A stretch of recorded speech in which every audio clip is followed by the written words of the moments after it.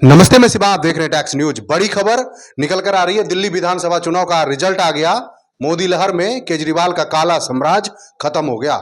जी हां दोस्तों, आपको बताते चले, दिल्ली चुनाव में आम आदमी पार्टी के टॉप लीडरशिप यानी बड़े बड़े धुरंधर अपनी सीट गंवा बैठे हैं।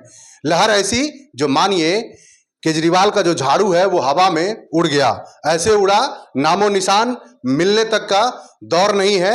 वहीं पर बीजेपी ने 48 सीट हासिल कर कर पूर्ण बहुमत की दिल्ली में 26 साल बाद सरकार बनाने जा रही है। जी हां दोस्तों, आपको बता दें, जहां पर बीजेपी पार्टी 26 साल से कार्यरत थी रिटर्न मारने के लिए, वहां पर इस बार केजरीवाल की झाड़ू को तिनके तिनके में बिखेर दिया। और उनके बाद ये जो मोदी मैजिक या मोदी लहर की अगर आप बात करें तो वो दिल्ली चुनाव में कायम दिखाई दिया। आपको बताते चलें, जो कि आम आदमी पार्टी के टॉप लीडरशिप जैसे केजरीवाल जी, मनीष सिसोदिया जी, दिल्ली की मुख्यमंत्री आतिशी, और सबसे बड़ा और हॉट सीट जो माना जा रहा था वो था मनीष सिसोदिया के द्वारा छोड़ा गया पड़पटगंज विधानसभा, जहां से चुनाव लड़ रहे थे मास्टरमाइंड दुनिया के बहुत बड़े शिक्षक अवध ओझा जी, जो अपनी सीट गंवा दिए। और अब वो राजनीतिक की जो ये गोटी है, अब लगता है जो कि फिर से सही से और सटीक बैठाने का प्रयास करेंगे, क्योंकि उनकी पहली जो गोटी थी वो कहीं ना कहीं खराब साबित हो गया। आपको बताते चले, बीजेपी ने शानदार जीत के साथ इतिहास रच दिया। और उसके बाद अब जो सबसे बड़ा सवाल निकल कर आ रहा है वो ये है, जो कि आखिरकार बीजेपी पार्टी का मुख्यमंत्री कैंडिडेट कौन होगा।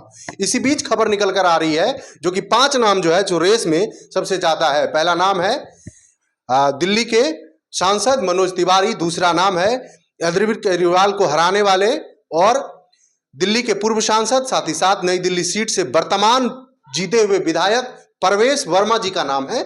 और तीसरा नाम है सुषमा स्वराज, स्वर्गीय सुषमा स्वराज जी के बेटी बांसुरी स्वराज, जो दिल्ली से प्रेजेंट टाइम में सांसद है, उनकी बेटी जो है, उनका नाम भी इस लिस्ट में शामिल है। लेकिन देखना यह है जो आखिरकार बीजेपी किस चेहरे को इस मुख्यमंत्री पद का कुर्सी नवाजती है। साथ ही साथ एक आपको पता ही है, बीजेपी चौंकाने वाली नाम देता है। अब देखना यह है जो कि बीजेपी किसे मुख्यमंत्री कैंडिडेट घोषित करता है। लेकिन इसे सुनामी कहिए, लहर कहिए, तूफान कहिए या फिर आंधी कहिए, इसमें केजरीवाल और आम आदमी पार्टी बहुत बुरी तरह से उड़ गए और हार गए।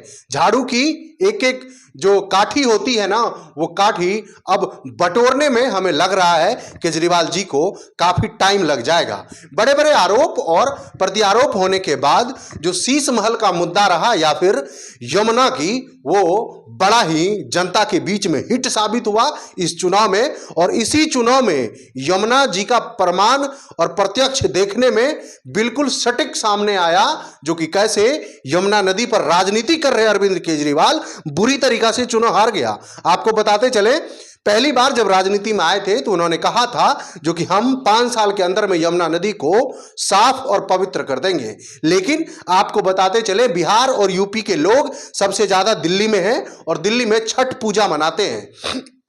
उनके बाद आपको पता ही होगा, वहां के लोग गंदे पानी में छठ पूजा मनाने पर मजबूर थे आज से 10 साल से। लेकिन बीजेपी पार्टी ये आश्वासन दिया, जो हम अगर चुनाव जीत कर आते हैं तो सबसे पहले मेरा मिशन रहेगा यमुना सफाई का, जिससे आपको और आपके जो संगे साथी हैं उनको छठ मनाने में, जो एनसीआर के भी हैं, उनको यमुना नदी में छठ मनाने में कोई प्रकार का तकलीफ नहीं होगा। वहीं पर जो बड़ा फैक्ट हारने का बता रहा है केजरीवाल का, वो ये है जो कि उन्होंने कहा था जो कि ये लोग फर्जी तरीके से यूपी बिहार के लोगों का वोटर आईडी कार्ड दिल्ली में बना रहा है, जो का बताया जा रहा है सबसे बड़ा प्रमाण ये है उनकी बयान चुनाव हारने का। और बुरी तरीका से चुनाव हार गया केजरीवाल का, मानिए राजनीतिक अस्तित्व खत्म हो गया इस चुनाव में, क्योंकि उन्होंने कहा था जो कि हमें हाईकोर्ट तो अपना फैसला सुना दिया, लेकिन मुझे जनता का फैसला का इंतजार है। तो अब जनता भी अपना फैसला सुना दिया, जो कि केजरीवाल जी क्या हैं और वो खुद ही बोल रहे थे अपने मुंह से, मैं नहीं बोल रहा हूं, आप उनके जाके पहले का बयान देख लीजिए या बाइट देख लीजिए, उनमें आपको समझ में आएगा जो कैसे केजरीवाल जी अपने बच्चे का झूठी कसम खा खा के कैसे जनता को किए हुए वादे को तोड़कर दिल्ली में सत्ता पर काबिज हुए थे। उन्होंने कहा था जो कि हम कोई भी वीआईपी ट्रीटमेंट नहीं लेंगे, कोई भी वीआईपी सुविधा हम अपने आप को नहीं यूज करेंगे, लेकिन उनके बाद जो उनकी हारने की दूसरी सबसे बड़ी वजह रही वो थी शीश महल। आपको बताते चले केजरीवाल जी के द्वारा बनाया गया शीश महल इतना विवाद में रहा, जो दो मुद्दा बीजेपी ने काफी हिट किया और इस हिट में केजरीवाल आउट हो गए। वो हिट जो दो मुद्दा था वो था शीश महल और दूसरा मां यमुना। दोनों इतना हिट रहा जो कि केजरीवाल क्लीन बोल्ड हो गए। बोल्ड में उनके बड़े बड़े नेता भी क्लीन बोल्ड हो गए और सुफड़ा साफ हो गया। अब अंदाजा यह लगाया जा रहा है जो कि क्या आगे की रणनीति आम आदमी पार्टी का रहेगा या फिर दिल्ली से दूर कहीं वो राजनीतिक पंजाब में तो ना करने के लिए चले जाएंगे, क्योंकि आपको बताते चलें आम आदमी पार्टी की वर्तमान में अभी पंजाब में सरकार है जो कि कांग्रेस पार्टी को हराकर वो सत्ता में आई थी।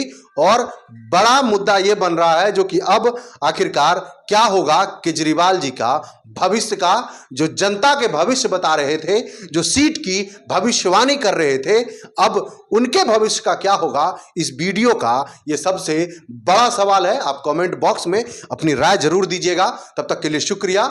यूट्यूब पर चैनल को सब्सक्राइब, बेल आइकन को प्रेस कर दीजिए। खबर अगर सही लगे तो शेयर भी करिएगा। जय हिंद।